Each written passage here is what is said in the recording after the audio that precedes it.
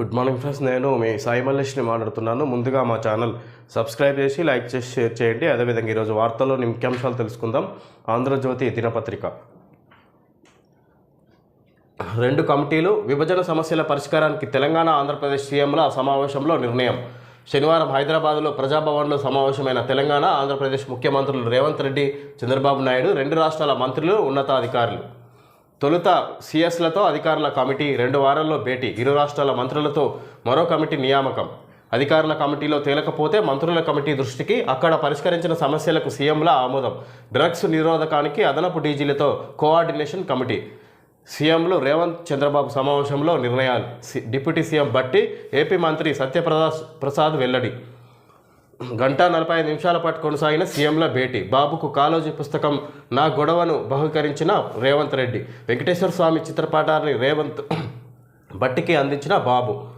ఈ విధంగా ఒకరినొకరు ఇక్కడ బహుకరించుకోవడం జరిగింది. ఇక్కడ సీఎం రేవంత్ రెడ్డి చంద్రబాబుకు బుక్కు నా గొడవ అనే కాళోజీ పుస్తకాన్ని అందించడం జరిగింది. అదేవిధంగా వెంకటేశ్వర స్వామి చిత్రపటాన్ని ఇక్కడ బట్టికి బట్టి విక్రమార్కకు చంద్రబాబు నాయుడు వెంకటేశ్వర స్వామి చిత్రపటాన్ని అందించడం జరిగింది. ఈ విధంగా 2 రాష్ట్రాల సీఎంలు కలిసి విభజన సమస్యలపై పరిష్కరించే దిశగా ఇక్కడ కలుసుకోవడం జరిగింది నిన్న ప్రజాభవన్లో.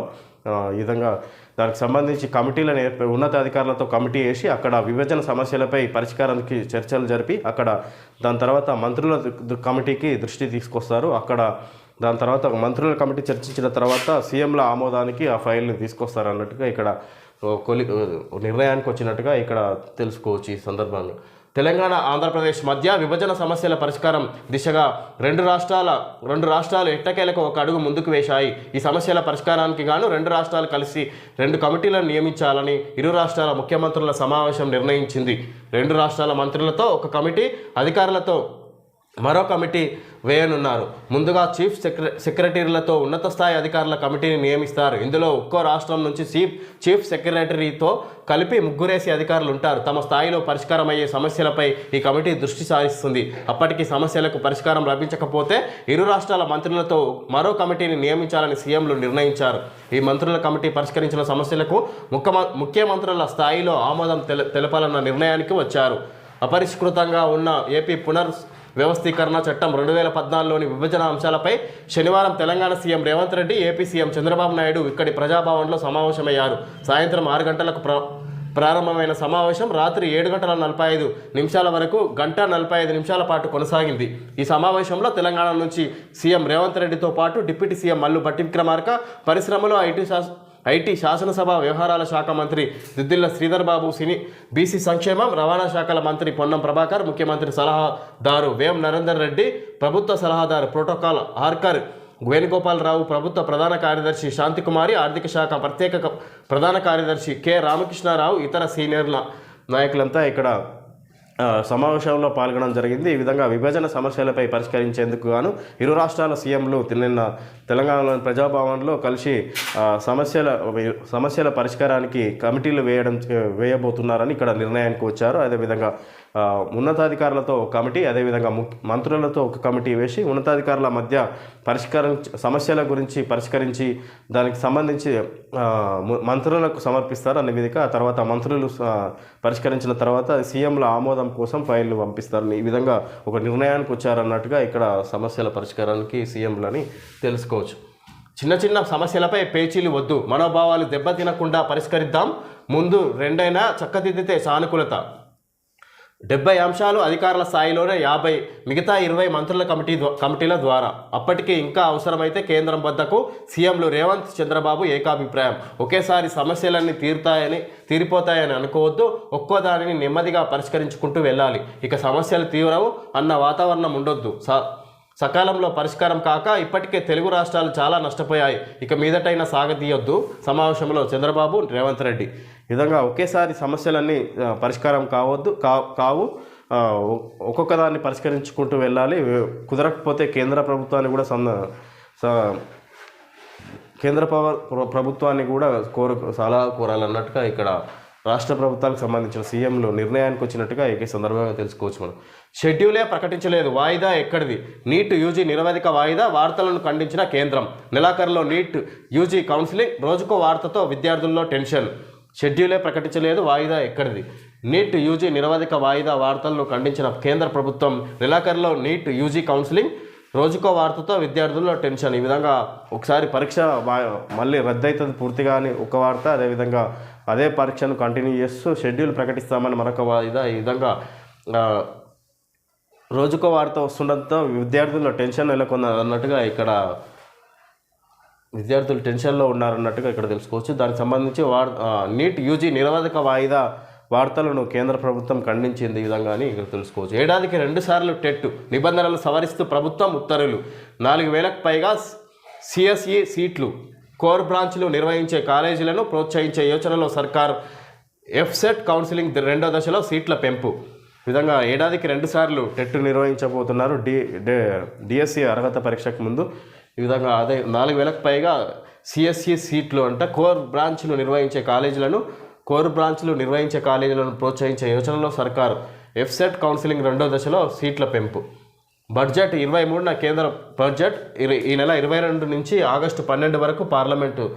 ఈ నెల 22 నుంచి ఆగస్టు 12 వరకు పార్లమెంట్ సమావేశాలు కొనసాగుతాయి. అందులో ఈ నెల 23న కేంద్ర ప్రభుత్వం బడ్జెట్ ప్రవేశపెట్టబోతుంది రాష్ట్రాలకు సంబంధించి. ఈ విధంగా శనివారం రాజ్భవన్లో గవర్నర్ సిపి రాధాకృష్ణన్ను సతీ సమేతంగా కలిసిన అటార్నీ జనరల్ ఆర్ వెంకటరమణి. 7 బిల్లులకు గవర్నర్ ఆమోదం. వర్సిటీలుగా ప్రైవేట్ ఇంజనీరింగ్ కాలేజీలు, 4 టిమ్స్ ఆసుపత్రులకు నిమ్స్ హోదా.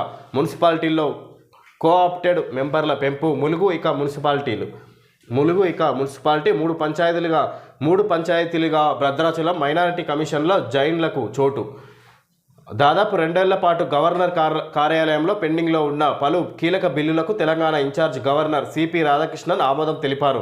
కేసీఆర్ ముఖ్యమంత్రిగా ఉన్న రోజుల్లో ఆయనకు అప్పటి గవర్నర్ తమిళసైకి మధ్య తలెత్తిన వ్యక్తిగత స్పర్ధ కారణంగా అసెంబ్లీ ఉభయ సభల్లో ఆమోదం పొందిన 10 బిల్లులు రాజ్భవన్లో చిక్కుకుపోయాయి.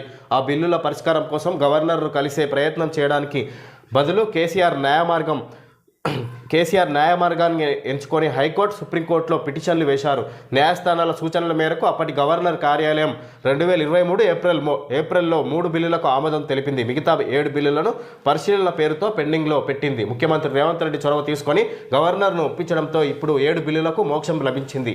అయితే అధికారిక ప్రకటన వెలువడాల్సి ఉంది. బిల్లులో ప్రధానమైనది గత గవర్నర్తో వివాదానికి కారణమైన ప్రైవేటు వర్సిటీల బిల్లు. గవర్నర్ ఆమోదం తెలపకపోవడంతో గురునానక్, శ్రీనిధి, మరికొన్ని ఇంజనీరింగ్ కాలేజీలకు వర్సిటీ గుర్తింపు లభించక వందలాది విద్యార్థుల భవిష్యత్తు అగమ్యగోచరమైంది.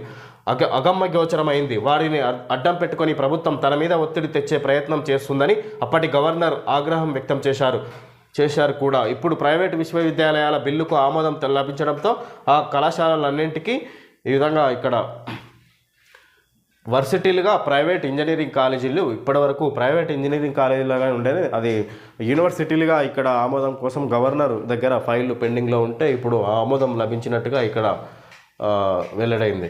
ఈ సందర్భంగా గవర్నర్కి కేసీఆర్కి విభేదాలు ఉండడంతో గత ప్రభుత్వంలో కీలక బిల్లులన్నీ పెండింగ్లో ఉండడం ద్వారా ఈ విధంగా ఇప్పుడు సీఎం రేవంత్ రెడ్డి చొరవతో ఇక్కడ గవర్నర్ రాధాకృష్ణన్ 7 బిల్లులకు ఇప్పుడు ప్రస్తుతం కొనసాగుతున్న గవర్నర్ కీలకంగా 7 బిల్లులను ఆమోదం ఇవ్వడం జరిగింది. 7 బిల్లులకు అని ఇక్కడ సందర్భంగా తెలుసుకోవచ్చు.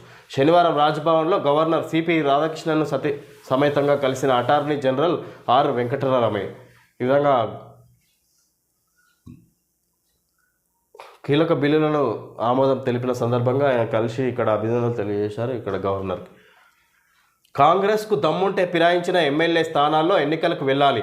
26 మంది బీఆర్ఎస్ ఎమ్మెల్యేలు టచ్లో ఉన్నారని చెప్పడం కాదు, రాజీనామా చేయించి గెలిపించుకోండి. ఉప ఎన్నికలు జరిగితే అన్ని సీట్లు బీజేపీకే. బీఆర్ఎస్ బాటలోనే కాంగ్రెస్. ఇదేనా పాంచ్ న్యాయ్? కేంద్ర మంత్రి పదవితో చేతులు కట్టేసినట్లయింది. అయినా నా దూకుడు ఆగదు. బండి సంజయ్. వనపర్తి బీజేపీ నాయకుడు శ్రీధర్ రెడ్డి హత్యపై ఐజీకి ఫోన్.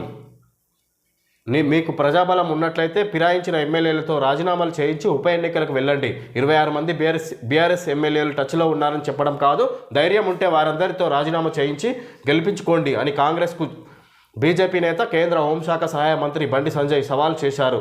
కేకేతో రాజీనామా సరే, బీఆర్ఎస్ నుంచి వచ్చిన ఎమ్మెల్యేలు ఎమ్మెల్సీలతో ఎందుకు రాజీనామా చేయించలేదని ఇక్కడ హైదరాబాద్లోని బీజేపీ ఆఫీస్లో బండి సంజయ్ను సన్మానిస్తున్న బీసీ నాయకులు. ఈ విధంగా ఇక్కడ ఈ సందర్భంగా ఇక్కడ బీజేపీ కార్యాలయంలో హైదరాబాద్లో ఆయన బండి సంజయ్ సమావేశంలో మాట్లాడారు. ఈ విధంగా 26 మంది బీఆర్ఎస్ ఎమ్మెల్యేలు టచ్లో ఉన్నారని చెప్పడం కాదు, ఆ ఎమ్మెల్యేలను అందరినీ రాజీనామా చేయించి ఉప ఎన్నికలకు దిగండి, ఆ ఉప ఎన్నికలకు వస్తే మాత్రం మొత్తం ఆ 26 ఎమ్మెల్యేల స్థానాలన్నీ బీజేపీ కైవసం చేసుకుంటుందని ఇక్కడ బండి సంజయ్ సందర్భంగా కాంగ్రెస్ను ఉద్దేశించి మాట్లాడుతున్నారు. ఈ బీఆర్ఎస్ గత ప్రభుత్వం బీఆర్ఎస్ చేసిన దారిలోనే కాంగ్రెస్ కూడా నడుస్తుంది అని ఈ విధంగా పార్టీ ఎమ్మెల్యేలను ఫిరాయించడంలో ఇక్కడ ముందు కాంగ్రెస్ కూడా అదే దారిలో వెళ్తుంది అన్నట్టుగా ఇక్కడ బండి సంజయ్ మాట్లాడుతున్నారు. కొండ చర్యలు విరిగిపడి 2 హైదరాబాదీల మృతి, ఉత్తరాఖండ్లో దుర్ఘటన. నవ్వి పోదురుగాక వాడిని అలా వదిలేయకండిరా, ఎవరికైనా చూపించండిరా అని సీతమ్మ వాకిట్లో సిరిమల్ల చెట్టు అనే చిత్రంలో రావు రమేష్ క్యారెక్టర్కు ఒక డైలాగ్ ఉంటుంది. మాజీ సీఎంలు కేసీఆర్, జగన్ రెడ్డి 2 రోజుల క్రితం చేసిన ప్రకటనలు విన్న వారికి ఈ డైలాగ్ గుర్తుకొస్తే తప్పు పట్టాల్సిందేమీ లేదు. తాను ఓడిపోవడం వల్ల దేశ రైతాంగానికి నష్టం వాటిల్లిందని, కేంద్రంలో తన నాయకత్వంలో ఆప్కీ బార్ కిసాన్ సర్కార్ ఏర్పాటు చేద్దామనుకున్నానని కేసీఆర్ చెప్పుకున్నారు. నా ఓటమి దేశానికే నష్టం అని కూడా ఆయన చెప్పుకొచ్చారు. తెలంగాణలో తాను ఓడిపోయినందుకు మహారాష్ట్రలో రైతులు బాధపడ్డారని అక్కడి నాయకులు తనతో అన్నారని ఆయన కూడా సెలవిచ్చారు. ఈ మాటలు విన్న వారికి కేసీఆర్ మానసిక స్థితిపై సహజంగానే అనుమానం వస్తుంది. ఈ విధంగా నవ్విపోదురుగా కానీ ఇక్కడ సినిమా డైలాగ్ని ఇక్కడ కేసీఆర్కి సంబంధించి ఆయన ఆంధ్రజ్యోతి ఎండి రాధాకృష్ణన్ ఈ విధంగా వాడడం జరిగింది. నేను సీఎంగా ఓడిపోవడం తెలంగాణ రాష్ట్రానికి కాదు దేశానికే నష్టం కలిగిందని ఇక్కడ మహారాష్ట్ర రైతాంగం అంతా తీవ్రంగా ఆవేదన వ్యక్తం చేస్తున్నారని ఆయనకు కలిసి మాట్లాడినట్టుగా ఇక్కడ సీఎం కేసీఆర్ మాట్లాడడాన్ని ఈ విధంగా రాధాకృష్ణన్ ఈ విధంగా తప్పుబట్టారని తెలుసుకోవచ్చు. తెలంగాణలో తనను తిరస్కరించబోతున్నారన్న వాస్తవాన్ని గుర్తించకుండా జాతీయ పార్టీ అంటూ హడావిడి చేసి తెలంగాణ రాష్ట్ర సమితిని భారత రాష్ట్ర సమితిగా పేరు మార్చుకున్న కేసీఆర్ ఆ దిశగా గట్టి ప్రయత్నం కూడా చేయలేదు. శాసనసభ ఎన్నికలకు ముందు మహారాష్ట్రతో పాటు 1-2 పొరుగు రాష్ట్రాలకు చెందిన క్షేత్రస్థాయిలో బలం లేని నేతలు కొందరిని పిలిపించుకొని హడావిడి చేశారు. ఎన్నికల్లో ఓడిపోయి 7 మాసాలు దాటుతున్నా తన ఓటమికి కారణాలేమిటో గుర్తించడానికి కేసీఆర్ ఇష్టపడకపోవడం ఆశ్చర్యంగా ఉంది. ఈ విధంగా తెలంగాణలో తనను తిరస్కరించబోతున్నారన్న వార్త గుర్తించకపోగా అతను తెలంగాణ రాష్ట్ర సమితి టీఆర్ఎస్ పార్టీని బీఆర్ఎస్గా మార్చి జాతీయ పార్టీగా ఈ విధంగా ఇరుగు పొరుగు రాష్ట్రాల్లో మహారాష్ట్రతో పాటు పక్క 2-3 రాష్ట్రాలలో అక్కడ బలం లేని నాయకులను చేర్చుకొని హడావిడి చేశారు జాతీయ పార్టీగా అని ఇక్కడ విధంగా కేసీఆర్ను తప్పుపట్టినట్టుగా మనం తెలుసుకోవచ్చు. ఇక్కడ ఎన్నికల్లో ఓడిపోయి 7 మాసాలు దాటుతున్నా తన ఓటమికి కారణాలు ఏమిటో ఇక్కడ ఎన్నికల్లో ఓడిపోయి 7 మాసాలు అవుతున్నా 7 నెలలు అవుతున్నా కేసీఆర్ తన ఓటమికి కారణాలు ఏంటో తెలుసుకోకపోవడానికి ప్రయత్నం కూడా చేయలేకపోతున్నారని ఇక్కడ ఇష్టపడకపోవడం ఆశ్చర్యం వ్యక్తం చేస్తుందని ఇక్కడ తెలియజేశారు. 2019లో జరిగిన లోక్సభ ఎన్నికల నాటి నుంచే తెలంగాణ ప్రజలు కేసీఆర్కు తమలోని అసంతృప్తిని తెలియజేస్తూనే ఉన్నారు. దుబ్బాక, హుజూర్ నగర్, మునుగోడు ఉప ఎన్నికల్లో స్పష్టమైన సంకేతాలు ఇచ్చారు. అయినా పట్టించుకోకపోగా జాతీయ పార్టీ అంటూ ప్రగల్భాలకు పోవడంతో 2023 నాటికి అంతకు ముందున్న అసంతృప్తి ప్రజా ఆగ్రహంగా మారి పరాభవం చవిచూడాల్సి వచ్చింది. ఈ విధంగా 2019లో జరిగిన లోక్సభ ఎన్నికల నాటి నుంచి కూడా ఇక్కడ వ్యతిరేకత స్టార్ట్ అయింది కేసీఆర్కు అని అది గమనించకుండా కేసీఆర్ అదే ధోరణిలో వెళ్తూ వచ్చారు. అదేవిధంగా లాస్ట్కు చివరికి ఆయన ఓటమికి కారణమైందని ఇక్కడ ఉప ఎన్నికల్లో ఓటమి దిశగా ఆయనకు తెలిసి రాలేదు. ఆయన ఓటమి చెందుతున్నా కూడా ఆయన గ్రహించక అదే రీతిలో ఆయన పనులు కొనసాగించారని ఇక్కడ కేసీఆర్ను తప్పుపట్టినట్టుగా తెలుసుకోవచ్చు. మరోసారి రాష్ట్రంలో తమ రాజకీయ భవిష్యత్తు ఏమిటో తెలియక బీఆర్ఎస్ శ్రేణులు ప్రస్తుతం అల్లాడిపోతున్నాయి. పార్టీ ఎమ్మెల్యేలు తనను వదిలిపోకుండా ఉండేందుకు కేసీఆర్ చేస్తున్న ప్రయత్నాలు అంతగా ఫలించడం లేదు. దీంతో ఆయన భారతీయ జనతా పార్టీకి చెందిన ఒక కీలక నేత సహాయాన్ని అర్థించారు. ఆ కీలక నేత రంగంలోకి దిగి బీఆర్ఎస్ను వదిలిపోతారని ప్రచారంలో ఉన్న ఎమ్మెల్యేలకు ఫోన్లు చేసి మీరు పార్టీ మారాలనుకుంటే భారతీయ జనతా పార్టీలో చేరండి, లేదంటే బీఆర్ఎస్లోనే ఉండండి, కూడదని కాంగ్రెస్ పార్టీలో చేరితే తర్వాత పరిమాణాలకు సిద్ధంగా ఉండండి అని హెచ్చరించినట్టుగా తెలిసింది. ఈ విధంగా రాష్ట్రంలో జరుగుతున్న రాజకీయ భవిష్యత్తు ఏమిటో తెలియక బీఆర్ఎస్ శ్రేణుల్లో గందరగోళం నెలకొంది. ఈ విధంగా ఎమ్మెల్యేలంతా పార్టీ మారుతున్నారు. ఈ విధంగా పార్టీ మారుతున్న వాళ్ళని ఆపలేని స్థితిలో కేసీఆర్ ఉన్నాడు. ఆపలేని స్థాయిలో బీఆర్ఎస్కు చెందిన కీలక నేతలను పట్టుకొని ఆయనకు ద్వారా బ్లాక్మెయిల్ చేయిస్తున్నారని ఎమ్మెల్యేలను ఈ విధంగా తెలుసుకోవచ్చు ఇక్కడ చూసి. అయినా సదరు ప్రయత్నాలు ఫలిస్తున్న దాఖలాలు కనిపించడం లేదు. బీఆర్ఎస్కు చెందిన పలువురు ఎమ్మెల్యేలు కాంగ్రెస్ పార్టీలో చేరుకోవడానికి రంగం సిద్ధం చేసుకుంటున్నారు. పార్టీ ఫిరాయింపుల చట్టం కింద తమపై అనర్హత వేటు పడకుండా ఏం చేయాలన్న దానిపై ప్రస్తుతం వారు తర్జన భర్జన పడుతున్నారు. ఈ విషయంలో స్పష్టత వచ్చాక భారీ సంఖ్యలో కాంగ్రెస్లోకి చేరికలు ఉంటాయని చెబుతున్నారు. ఇక్కడ అయినా ఈ విధంగా కేసీఆర్ ఈ విధంగా అడ్డంకులు వేయిస్తున్న బ్లాక్మెయిల్ చేయిస్తున్నా కూడా వాళ్ళు ఆగట్లేదు. బీఆర్ఎస్ ఎమ్మెల్యేలు కాంగ్రెస్లో చేరే ప్రయత్నాలు చేస్తున్నారు. కాకపోతే ఇక్కడ పార్టీ ఫిరాయింపుల చట్టం కింద తమపై అనర్హత వేటు పడకుండా పార్టీ ఫిరాయింపుల చట్టం కింద ఇక్కడ తనపై పార్టీ ఫిరాయింపుల అనర్హత వేటు పడకుండా ఉండేందుకు ఏం చేయాలన్న ఆలోచనలో ఉన్నారు ఎమ్మెల్యేలు. ఇది ఒక కీలక ఇది కొలిక్కి వచ్చిన తర్వాత అత్యధిక స్థాయిలో బీఆర్ఎస్ ఎమ్మెల్యేలు అందరూ కాంగ్రెస్ పార్టీలో జాయిన్ అయ్యే అవకాశాలు ఉన్నాయి అన్నట్టుగా ఇక్కడ తెలుసుకోవచ్చు మనం. ఎన్నికల ఫలితాలు చూసి హిమాలయాలకు వెళ్ళిపోదాం అనుకున్నారని వైరాగ్యం ప్రదర్శించిన జగన్ ఈ మధ్య కొంత తేరుకొని ప్రస్తుతం నెల్లూరు జైలులో ఉన్న మాచర్ల మాజీ ఎమ్మెల్యే పిన్నెల్లి రామకృష్ణారెడ్డిని పరామర్శించేందుకు అడుగు బయట పెట్టారు. ఈ విధంగా ఎన్నికల ఫలితాలు చూసి హిమాలయాలకు వెళ్ళిపోదాం అనుకున్న జగన్ను వైరాగ్యం ప్రదర్శించిన జగన్ ఈ మధ్య కొంత తేరుకొని ప్రస్తుతం నెల్లూరు జిల్లాలో ఈ విధంగా ఆయన పిన్నెల్లి రామకృష్ణారెడ్డి అరెస్టు జైల్లో ఉన్న కారణంగా ఆయనని పరామర్శించడానికి అడుగు బయట వేశారన్నట్టుగా ఇక్కడ జగన్ ఉద్దేశించి మాట్లాడడం జరిగింది. పరామర్శల తర్వాత జైలు బయట ఆయన మీడియాతో చేసిన వ్యాఖ్యలు కూడా సీతమ్మ వాకిట్లో సిరిమల్ల చెట్టు సినిమాలోని రావు రమేష్ డైలాగును గుర్తు తెస్తున్నాయి. ప్రజలు తనను ఎందుకు గెలిపించారో చంద్రబాబు ఆలోచించుకోవాలని ఆయన సెలవిచ్చారు. ప్రజల్లో వ్యతిరేకత వల్ల తాను ఓడిపోలేదని, మంచి చేసి ఓడిపోయానన్న వింత లాజిక్ను కూడా తెర మీదకు తెచ్చారు. ఈ విధంగా తనను ఎందుకు గెలిపించారో చంద్రబాబు తెలుసుకోవాలని, నేను చెడు చేసి ఓడిపోలేదు, మంచి చేసి ఓడిపోయానని ఇక్కడ ఈ సందర్భంగా సెలవిచ్చారని జగన్ మాట్లాడినట్టుగా ఇక్కడ తెలుస్తుంది. చంద్రబాబు ప్రభుత్వం ఏర్పడిన నెల రోజులు కావస్తుంది. అత్యంత భారీ మెజారిటీతో అధికారంలోకి వచ్చిన కూటమి ప్రభుత్వంపై ప్రజలు ఎన్నో ఆశలు ఉన్నాయి. అదే సమయంలో అధికార పక్షం పోకడలపై కూడా ప్రజలు కన్నేసి ఉంచారు. కొద్ది రోజుల క్రితం జరిగిన 2 సంఘటనలు కూటమి ప్రభుత్వానికి మచ్చ తెచ్చేవిగా ఉన్నాయి. రాయచోటిలో మంత్రి రాంప్రసాద్ రెడ్డి భార్య ఒక సబ్ ఇన్స్పెక్టర్ పట్ల అనుచితంగా ప్రవర్తించడం మొదటిది కాగా, తిరువూరు నియోజకవర్గంలో తెలుగుదేశం ఎమ్మెల్యే కొలికపూడి శ్రీనివాసరావు దగ్గరుండి మరి ఒక భవనాన్ని కూల్చివేయించడం రెండవది. ఈ 2 సంఘటనలు అధికార దుర్వినియోగానికి సంబంధించినవే. ఈ విధంగా అత్యంత భారీ మెజారిటీతో కూటమి ప్రభుత్వాన్ని ప్రజలు గెలిపించారు. ఎన్నో ఆశలు ఈ ప్రస్తుత ప్రభుత్వంపై పెట్టుకున్నారని ఈ విధంగా ఈ సందర్భంగా తెలుసుకోవచ్చు. అదే సమయంలో అధికార పక్షం పోకడలపై కూడా ప్రజలు కన్నేసి ఉంచారు. కొద్ది రోజుల క్రితం జరిగిన 2 సంఘటనలు కూటమి ప్రభుత్వానికి మచ్చ తెచ్చేవిగా ఉన్నాయి. రాయచోటిలో జరిగిన మంత్రి రాంప్రసాద్ రెడ్డి భార్య ఒక సబ్ ఇన్స్పెక్టర్ పట్ల అనుచితంగా ప్రవర్తించడం మొదటిది కాగా, తిరువూరు నియోజకవర్గంలో తెలుగుదేశం ఎమ్మెల్యే కొలికపూడి శ్రీనివాసరావు దగ్గరుండి మరి ఒక భవనాన్ని కూల్చివేయించడం రెండవది. ఈ 2 సంఘటనలు అధికార దుర్వినియోగానికి సంబంధించినవే. ఈ విధంగా ప్రజలు ఎన్నో ఆశలతో కూటమి ప్రభుత్వానికి గెలిపించారు. అదేవిధంగా ఈ ప్రభుత్వం అధికార దుర్వినియోగానికి పాల్పడుతుందని ఇక్కడ జరిగిన 2 సంఘటనలను ఉద్దేశించి ఇక్కడ తెలుసుకోవచ్చు మనం. ఒక ఎమ్మెల్యే సతీమణి రాయచోటిలో మంత్రి రాంప్రసాద్ రెడ్డి భార్య ఒక సబ్ ఇన్స్పెక్టర్ పట్ల అనుచితంగా వ్యవహరించింది, అదొకటి. ఇంకోటి రెండవది ఇక్కడ శ్రీనివాసరావు అరికపూడి ఎమ్మెల్యే కొలికపూడి శ్రీనివాసరావు దగ్గరుండి ఒక భవనాన్ని కూల్పించారంట. ఇవి 2 అధికార దుర్వినియోగానికి పాల్పడినట్టుగా ప్రజలు గమనిస్తున్నారని ప్రజలు భావిస్తున్నట్టుగా ఇక్కడ ఇవ్వడం జరిగింది. మనం ఇలాంటి సంఘటనలు పునరావృతం కాకుండా కూటమి ఎమ్మెల్యేలు మంత్రులు జాగ్రత్తగా మసులుకోవాలి. లేని పక్షంలో అట్టు తిరిగేయడానికి ప్రజలు సిద్ధంగా ఉంటారు.